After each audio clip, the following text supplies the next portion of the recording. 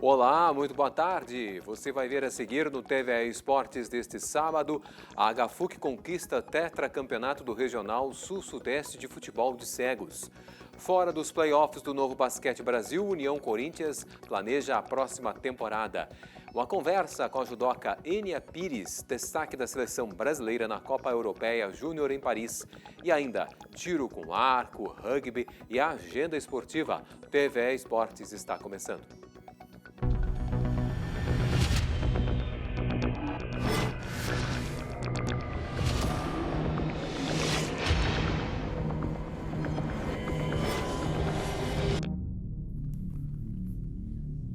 Muito bem, a gente abre o programa de hoje no Tiro com Arco. Em Porto Alegre, o projeto Arqueiro X incentiva adolescentes de 12 a 17 anos em oficinas para a prática gratuita da modalidade. Alguns jovens estão indo tão bem que já foram chamados aí para um treinamento nacional da Confederação Brasileira da Modalidade. No cinema, a princesa Merida encanta com flechadas certeiras. Na vida real, a corajosa protagonista do filme Valente tem inspirado muitos jovens a testarem um esporte novo. Foi assim com a Helena. Que eu sempre achei muito legal, assim. Eu sempre vi séries sobre isso. A minha princesa favorita é a Merida, que é a arqueira. A Duda também sonhava com o esporte, mas faltavam oportunidades. O sonho era sempre fazer, na verdade, arco e flecha. Mas minha família, todo mundo dizia pra mim que não tinha como, porque era um esporte muito caro e provavelmente não tinha perto de onde a gente morava. Até que ela descobriu o projeto social Arqueiro X, iniciativa da Escola de Tiro com Arco Arqueiria Gaúcha, que oferece aulas gratuitas para adolescentes no Centro Estadual de Treinamento Esportivo, que fica no bairro Menino Deus, em Porto Alegre. Envolve todas as escolas aqui em torno do SET. Nós fomos contemplados em 2019 pelo ProEsporte, onde a gente teve a oportunidade então de adquirir muito equipamento esportivo para poder oportunizar ainda com mais qualidade a oficina Arqueiro X para as crianças. A distância varia conforme a categoria, mas o objetivo é sempre o mesmo: acertar uma flecha num alvo circular com o uso de um arco. Ganha mais pontos quem atinge o centro do alvo, composto por 10 zonas de cores e pontuações diferentes. E agora eu também vou fazer um teste, conhecer arco e flecha atirando. Vamos ver como eu me saio. O equipamento já está preparado, Alexandra? Já está pronto, é só a gente pegar os equipamentos de proteção e ir para a linha de tiro. A proteção evita machucados no braço e nos dedos, mas meu ego sai ferido. Das 3 flechas que lanço, nenhuma atinge o centro amarelo do alvo. Pelo menos não passaram longe, né? Já a Duda e a Helena estão craques, se destacaram nas aulas desde o início e comentam os desafios da modalidade. Manter o braço parado, porque é 2,5 kg, né? O meu arco, e nem é um arco tão pesado assim. E também manter assim o braço levantado. Então, conseguir segurar a ponto de tu conseguir mirar assim certinho é mais difícil. A mira, a posição da mão para tirar, tem que tudo ir muito certinho. Tem que se dedicar muito para isso. Tiro com arco é um esporte de precisão, né? E o atleta precisa de coordenação, de paciência, né? Para repetir muitas vezes o movimento. A dedicação das meninas deu resultado, tanto que elas foram convidadas para participar da 2ª Clínica de Desenvolvimento Esportivo, que vai acontecer em setembro no Centro da Confederação Brasileira de Tiro com Arco, em Maricá, no Rio de Janeiro. Vão atletas da mesma idade delas, né, de todo o Brasil. Então eles fazem essa integração e o técnico lá da seleção já fica de olho nos destaques, né? E quando me contaram, nossa, eu surtei no meio da rua. Porque é uma coisa assim, uma oportunidade muito legal de ter. Eu tava viajando, daí eu parei o carro e comecei a gritar, saí do carro, meu Deus do céu, eu vou pro Rio. Eu quero virar atleta quando eu ficar mais velha e isso é uma grande oportunidade, assim. Eu tô muito feliz. Olimpíadas seria um sonho. Obviamente, um objetivo, né, muito grande é realmente ver um atleta nosso nas Olimpíadas, né? E eu tenho certeza que isso vai acontecer em breve. Interessados em experimentar o tiro com arco podem participar das oficinas do Arqueiro X nas segundas e quintas-feiras. Quem quiser participar de um esporte novo, né, experimentar atirar umas flechas no alvo, que é muito legal, vem no SET toda segunda e quinta, que a gente está aqui à disposição. E o Paradesporto Gaúcho trouxe mais uma taça para o estado. A Agafuc de Canoas conquistou pela 4ª vez o título do Regional Sul-Sudeste de Futebol de Cegos. O time da Associação Gaúcha de Futsal para Cegos levantou a taça ao bater na final os paranaenses do Maestro por 2-0. A equipe de Canoas venceu todas as 4 edições do torneio, criado em 2018. Nonato foi o destaque do jogo ao marcar 2 gols. A Agafuc vinha de 4 títulos do Campeonato Brasileiro Série A até o ano passado, quando caiu na semifinal para a campeã APACE, a Associação Paraibana de Cegos. O técnico Astrada fala da vitória, uma homenagem ao presidente do clube, Pedro Beber, falecido no ano passado. A gente deixou para homenagear o Pedro agora no final, nosso presidente, esse título é ele que está lá em cima. Cara, é sempre bom ganhar. Cada campeonato tá sempre ganhando, mas sempre tem um motivo, a emoção sempre vem. E vamos lá, vamos trabalhar que setembro tem brasileiro.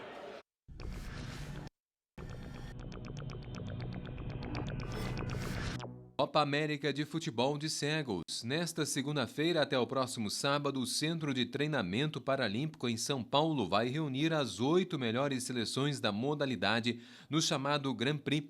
A seleção brasileira estreia terça, 11 da manhã, diante do Japão. O grupo B conta ainda com Inglaterra e Chile. O melhor do mundo, Ricardinho, ao lado de Nonato e o goleiro Luan Lacerda, todos da Agafuc de Canoas, irão representar o Rio Grande do Sul no evento. Os medalhistas de ouro das Paralimpíadas de Tóquio 2020 serão a base do time Brasil. A Copa América também vai servir de preparação para os 2 principais compromissos do Brasil no futebol de 5 em 2023. A Copa do Mundo, agendada para agosto em Birmingham, na Inglaterra, e os Jogos Pan-Americanos, a serem disputados em novembro no Chile. Os 2 eventos são qualificatórios para Paris 2024. A seleção brasileira é pentacampeã paralímpica. No futebol de 11, o domingo é de Grenal pelo Campeonato Brasileiro Série A. Marcado para as 6h30 da tarde, na Arena, o clássico 4-3-9 vai confrontar Grêmio e Internacional, precisando vencer para arrumar a casa. O tricolor vem de 0-0 em Porto Alegre contra o Fortaleza e de um empate em casa com o Cruzeiro quarta passada pela Copa do Brasil. Também pelo jogo de ida das oitavas de final da competição, os colorados levaram 2-0 do América, 2 gols de pênalti no fim da partida. 4ª derrota consecutiva e pelo mesmo placar. Na rodada anterior, o revés foi contra o Atlético Mineiro pelo Brasileirão sábado em Minas Gerais. E depois de depenar o Galo esta semana pelo Brasileirão Feminino, vingando o masculino em plena capital mineira, as gurias coloradas estão em campo neste momento pela 12ª rodada da competição. O adversário é o Bahia e o jogo é no Estádio do Vale, em Novo Hamburgo. O Inter está em 5º lugar na tabela com 22 pontos. 7º com 17, as meninas gremistas voltam a campo logo mais 3 da tarde contra o Real Brasília na capital federal. Sábado passado, no Paço da Areia, o Grêmio despachou outro Real, o Ariquemes, por 1-0. Campeonato Brasileiro de Rugby 15. Logo mais 3 da tarde, o Charrua visita o Desterro, em Florianópolis, pelo chamado Super 12. Outros 2 jogos fecham a 3ª rodada da competição pelo Grupo A. Os paulistanos SPAC e Pasteur e Poli da capital paulista contra o Indaiatuba Tornados do interior. A representação de Porto Alegre é o único clube invicto da sua chave. A última vitória foi no clássico contra o Farrapos em 15 de abril, 19-17 em casa, na Sociedade Hípica. Vice-líder com 9 pontos, o Charrua enfrenta na próxima rodada, dia 24 de junho, o Joaca, também em Santa Catarina. Equipe que levou 56-20 do Farrapos há 2 semanas em Bento Gonçalves. Vitória que levou os serranos à liderança do Grupo A com 10 pontos. O Alviverde volta às quadras pelo Super 12 só em 17 de junho contra o Desterro. Antes tem compromisso daqui a pouco, 3 da tarde, pelo Campeonato Gaúcho contra o União de Rugby Tauras e Carancho em Marau. Os marauenses do URRTC vem aí de duelo válido por 2 campeonatos sábado passado em Estrela. Além do gauchão, a vitória por 34-26 sobre Centauros fora de casa valeu também pela primeira rodada do torneio de acesso do Campeonato Brasileiro de Rugby 15. O Tauras e Carancho lidera a Taça Sul com 5 pontos. No outro confronto do grupo, em Santa Catarina, o São João Batista aplicou 18-15 no Antiqua. A equipe de Pelotas recebe a de Estrela na próxima rodada, dia 3 de junho, enquanto os de Amaral visitam o SJB. As partidas estão marcadas para as 3 da tarde. NBB 2022-2023. Eliminado antes das oitavas, o União Corinthians já começou a planejar a próxima temporada. E mais detalhes a gente vai saber agora na reportagem de Nelson Rebelato, da Unisc TV de Santa Cruz do Sul. É hora de planejar a próxima edição do NBB. A 13ª colocação na temporada regular deste ano deixou o União Corinthians a apenas uma vitória da inédita classificação para os playoffs. Mesmo assim, o sentimento é de que houve uma evolução do projeto. Apesar de não ter garantido vaga nos playoffs do NBB, há muitos motivos para o União Corinthians comemorar esta temporada. Quer ver só? Ao todo, foram 10 vitórias. Uma delas diante do Flamengo, um dos principais investimentos da Liga. Mas o que mais chamou a atenção de todos por aqui é que essas arquibancadas, hoje vazias, na maioria dos jogos aqui no Arnão ficaram lotadas, comprovando que Santa Cruz do Sul é a terra do basquete. Aquela retomada que se gostaria, que sempre sonhou, né, do público estar presente, pagando seu ingresso, incentivando tanto o projeto quanto a equipe. Isso comprovou na última partida, um jogo que o nosso maior interesse era dar a vitória para o torcedor, não tinha mais grandes objetivos dentro da competição e tivemos um grande público apoiando a equipe até o final. Ficar com esse sentimento de entre aspas, uma dívida com o torcedor, né, de a gente classificar para playoff. A gente teve muitas dificuldades durante a temporada, mas a gente vê que o torcedor comparecendo, vibrando com nós, a gente deixou algo positivo. O objetivo agora é buscar patrocinadores e iniciar o quanto antes a montagem da equipe. Afinal, o próximo NBB começa no mês de outubro. A ideia é trabalhar com um orçamento dobrando, né, dobrar o nosso orçamento da temporada para a próxima, para projetar uma equipe mais competitiva. Qual é o prazo que tu tens, assim, que tu espera já para, porque começa em outubro, mas eu sei que tu tem preparação toda antes, né? Nós estamos já um pouco atrasados, né? Algumas equipes que já estão fora do playoff já estão negociando atletas. Então, o nosso prazo que a gente está estipulando é agora em junho, estar com os contratos, patrocinadores definidos para já começar a contratação. O que nós fizemos até agora é apenas uma base. Se a gente quer dar um passo maior e a gente tem condições disso, a gente tem que começar a olhar com mais carinho nesse sentido. E quando eu falo carinho é questão de investimento, de estrutura. Esta foi apenas a segunda temporada do União Corinthians no NBB. É a sequência de uma retomada para fazer o basquete santacruzense voltar a brilhar. Vamos agora aí para um rápido intervalo, mas já voltamos com mais TVE Esportes.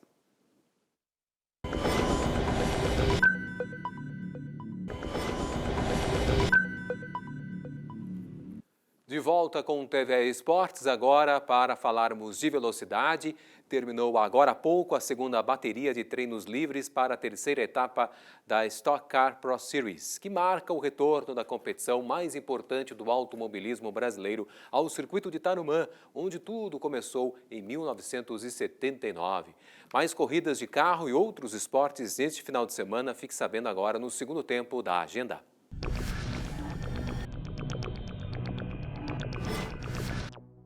Depois de 6 anos, o reformado traçado de 3 quilômetros e 9 curvas do Autódromo Internacional de Viamão volta a sediar uma etapa da Stock Car neste domingo a partir de 12h40.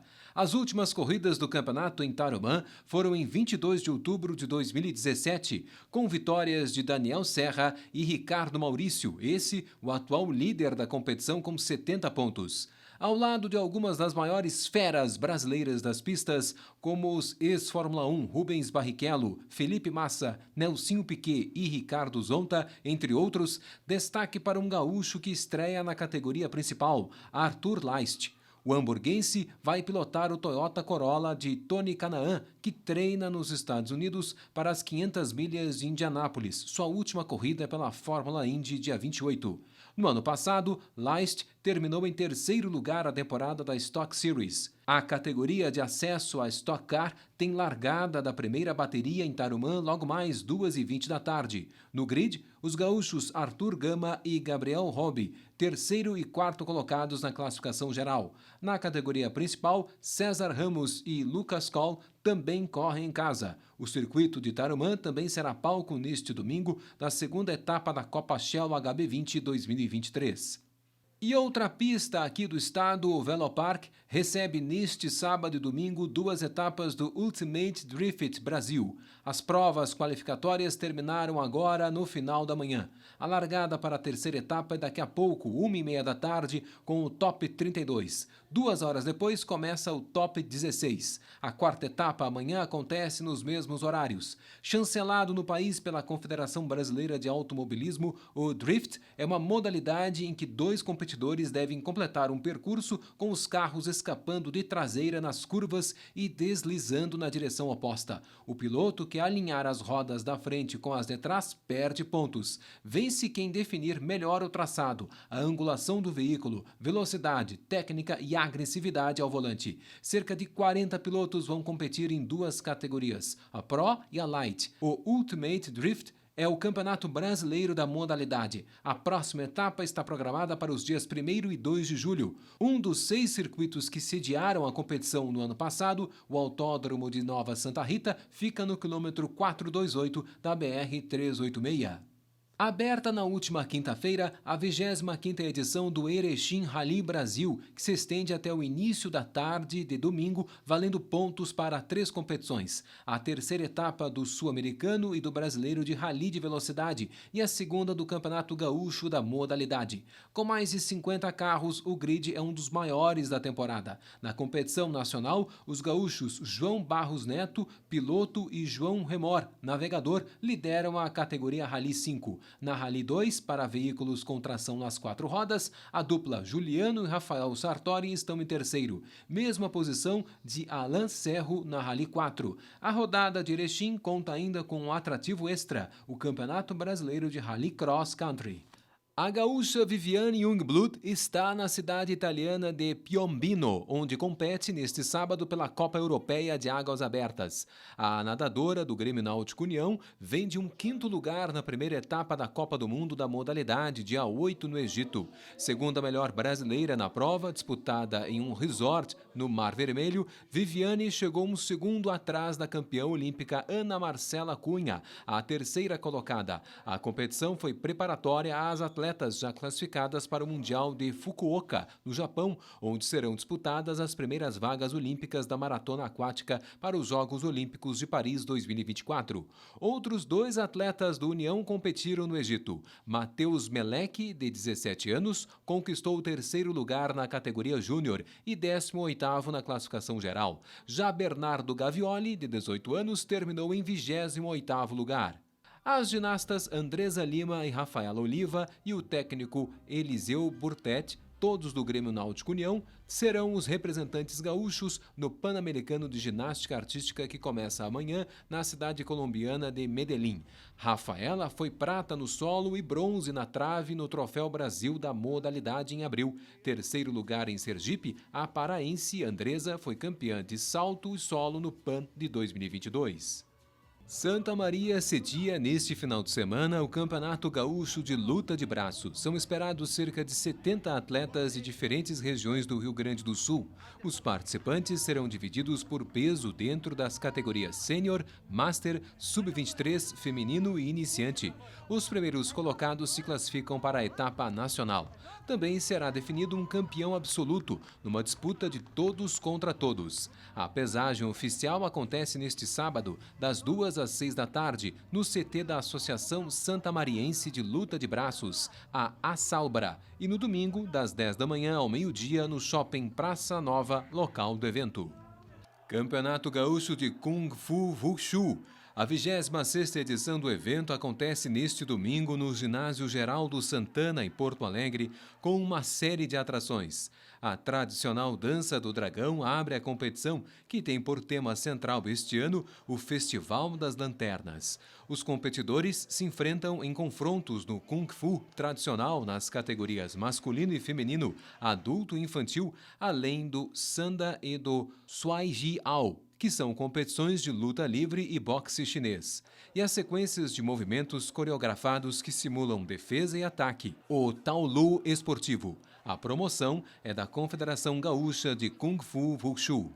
E a gente segue com artes marciais e o tema agora é judô. Medalha de prata na Copa Europeia Sub-21 este mês em Paris, França. A peso pesado, Enia Pires, do Grêmio Náutico União, foi o grande destaque da seleção brasileira no evento. E esta semana a judoca conversou com a gente aqui no estúdio. Veja como foi.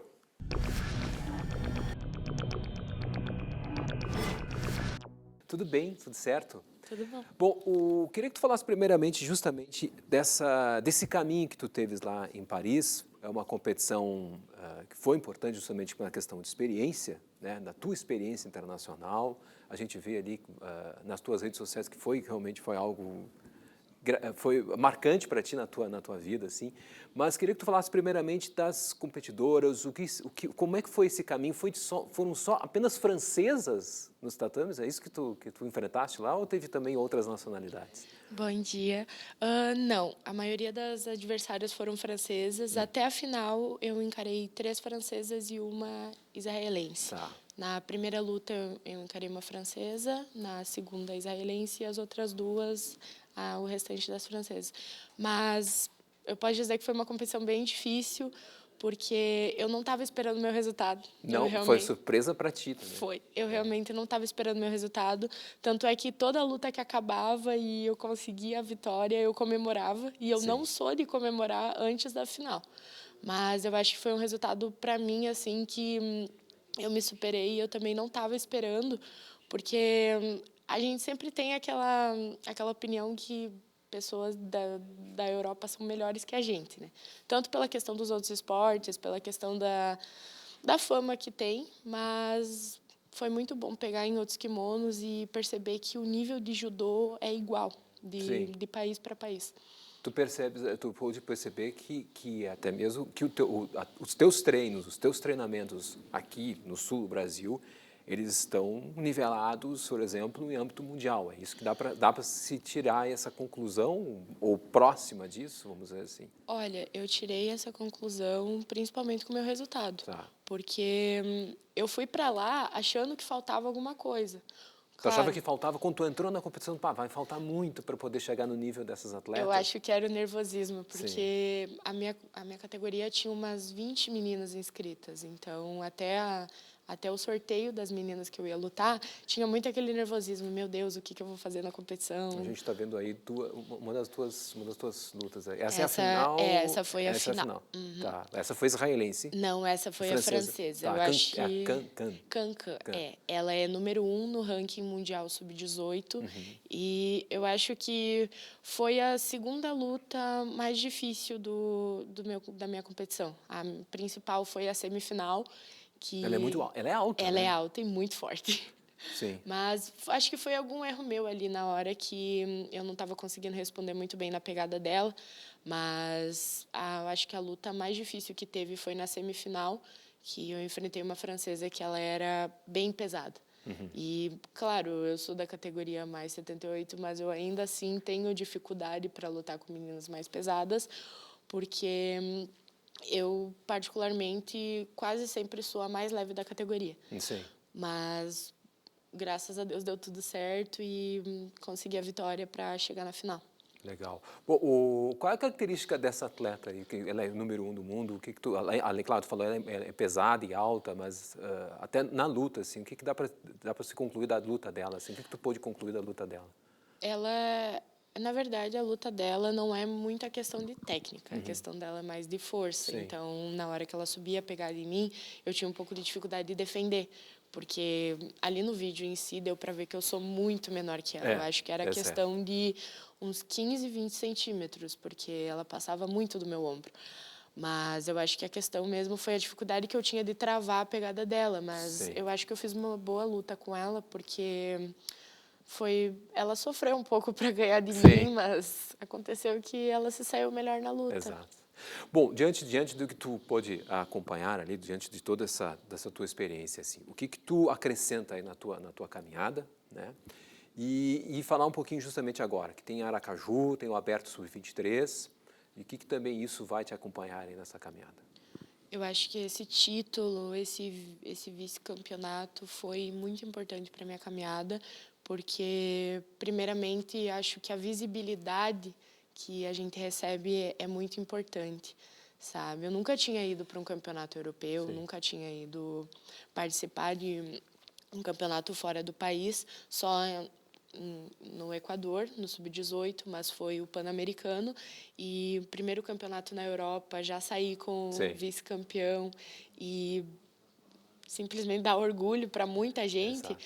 Eu acho que vai agregar muito na minha carreira, tanto de judoca como pessoa, sabe? E eu acho que agora essa medalha me garante um pouco mais, deu um passinho a mais para estar convocada para o Mundial no final do ano. Legal. A gente já tinha comentado aquela vez Isso, lá. exato. E confiança. Bom, agora tem esse Aberto Sub-23 em Aracaju, daqui 2 semanas. O que ele vale justamente em relação à seleção, a arrancamento, rapidamente para nós? O Aberto Sub-23 em Aracaju ele é muito importante para a seleção do sênior. Então, como eu já estou lapidando bastante o meu Sub-21, quando eu entrar no sênior, eu acho que eu já vou ter uma boa colocação. Mas ele é muito importante em questão de pontuação para o ranking nacional no sênior. E lá no final do ano ele faz diferença para você ser convocada para algumas competições mais importantes. Legal. Enia Pires, judoca aí do Grêmio Náutico União, com essa medalha de prata ali, né, na Copa Europeia Sub-21 de Paris. Parabéns, tá bom? Muito e obrigada. a gente vai estar de olho em vocês aí, no Grêmio Náutico União, tá bom? Muito obrigado mais uma vez nos atender aqui. Obrigada. Valeu. E o TV Esportes vai ficando por aqui. A gente volta aí na segunda-feira, ao longo da semana, sempre ao meio-dia. E desejamos um bom sábado, um bom domingo. Até lá.